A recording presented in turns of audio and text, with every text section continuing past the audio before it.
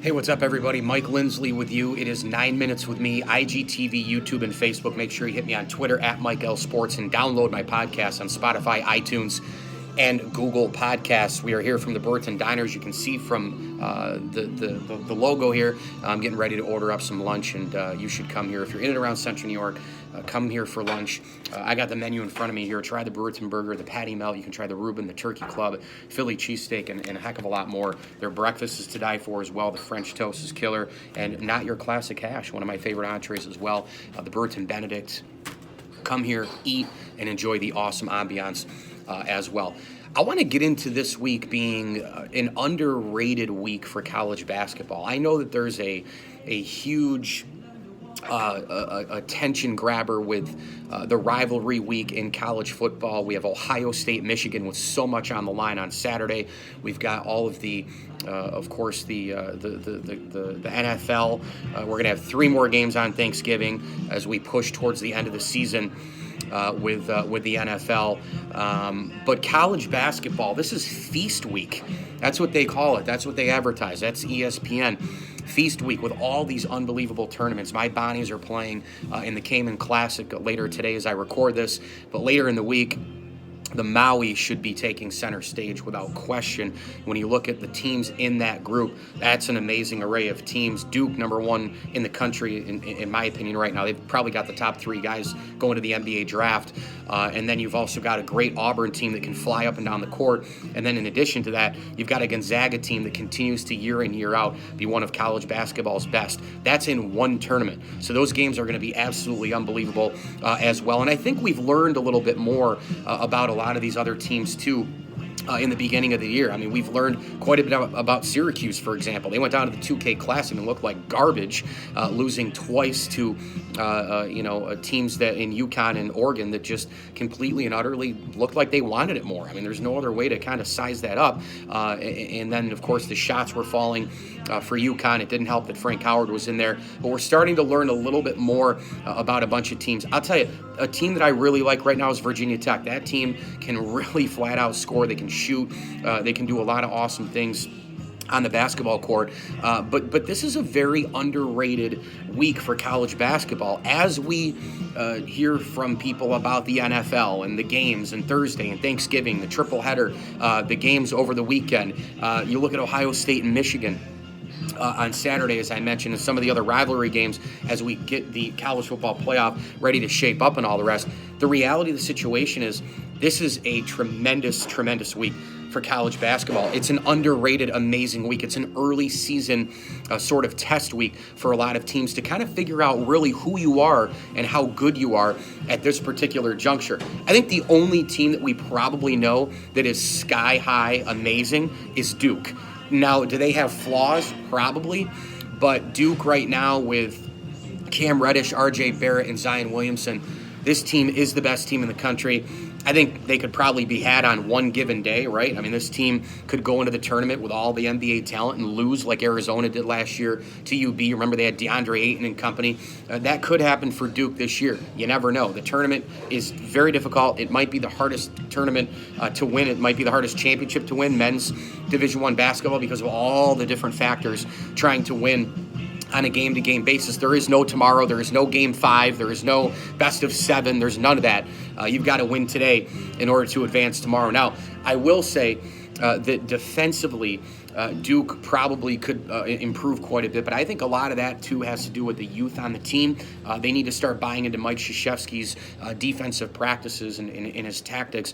I think that you'll probably see Duke run a lot of zone this year.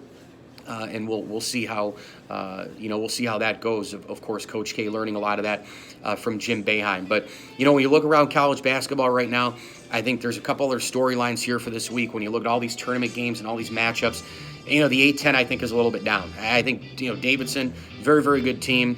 They lost Peyton Aldridge last year. He was a senior. Kellen Grady is their star this year. They had a very good recruiting class. They're the star of the star of the show in the A-10. But again, that conference across the board I think is a little bit down.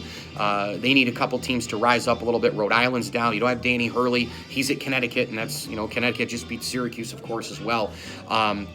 And then in addition, I think the Big Ten is down as well. Michigan's very good. Michigan is the class of the conference, no question. I know Wisconsin will probably be there in the end, a super tough-minded team. They don't beat themselves, value possessions, very good defensively, and they've got Ethan Happ, who, by the way, I feel like has been playing college basketball for 25 years. There's always one of those guys every year, or two guys who, you feel like they've been in college hoops for like 20, 25 years. Ryan Archie-Diacono was that way. I felt that way with Trevor Crooney at Syracuse. Ethan Happ would absolutely, positively fit into that category for the Wisconsin Badgers. But the Big Ten, I think, across the board is kind of down. I mean, Ohio State is down. I think Indiana is going to be good.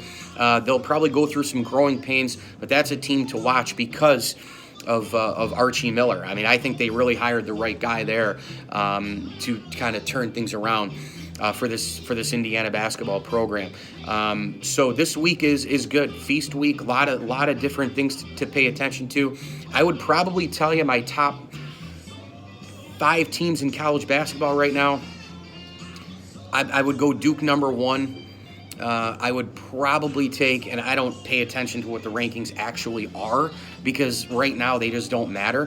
For me, it's about a look test and it's about the tournament play and kind of seeing what teams are all about before they enter into the conference play. I don't worry about, they're actually 4. How could you have them at 2? They're actually 3. How could you have them at 9? It doesn't matter. I mean, it's just what you look at in terms of these teams. I'd go Duke 1. I'd go Kentucky 2. I would probably I'll take Auburn actually at number 3 right now. I just think they're playing incredible basketball. They really handed one earlier in the year to Mike Hopkins as well in beating Washington. I'll go with Gonzaga in there. At number 4, and then sneaking up into my top 5. Man, this is going to be this is tough to pick that 5th team. Who is it?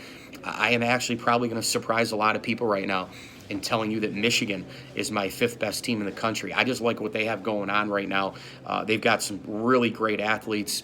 You look at Matthews, you look at Poole. I'm a huge John Beilein fan. And Michigan, here's the other thing with Michigan. When they need a stop, when they need a lockdown defensive play, they go get it. Very good team, very well-rounded team. But again, it's super early in the ballgame, but Feast Week is underrated. I'm not telling you to not pay attention to the NFL or college football and all the rest.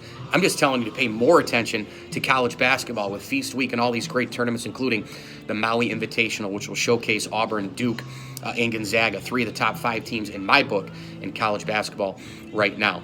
I am here at the Brewerton Diner. It is a great place to eat. Make sure you come by.